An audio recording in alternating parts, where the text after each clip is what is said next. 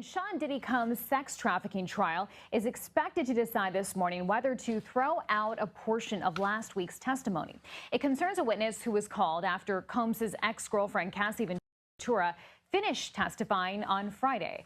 CBS News legal contributor Caroline Polisi joins us now here in Studio 57 in New York with more on this. Caroline, good to see you. So explain what testimony may be thrown out and why.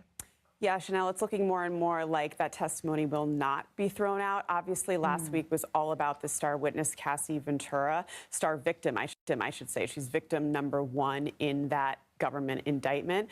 But the testimony from Dawn Richard was meant to corroborate some of Cassie's abuse. And part of that corroboration was an incident that she testified about when Diddy actually, she alleged, hit Cassie with a skillet.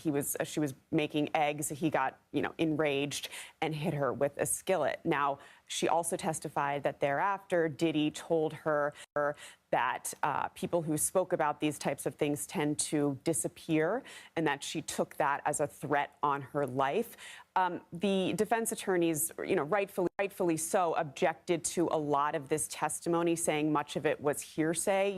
In trials, there are very strict rules of evidence. The judge is concerned that a lot of these now corroborating witnesses may be veering into hearsay gossip. You only want witnesses to testify, and they're only allowed to testify to things that they directly saw or heard. So that's part of this objection, as well as this statement that Diddy apparently made to her. We're already seeing the defense today really try to get into those inconsistencies in Richard's testimony about whether did she actually witness this abuse or did she just see perhaps the aftermath of it. So that's kind of the issue here. The issue is the scope of the testimony.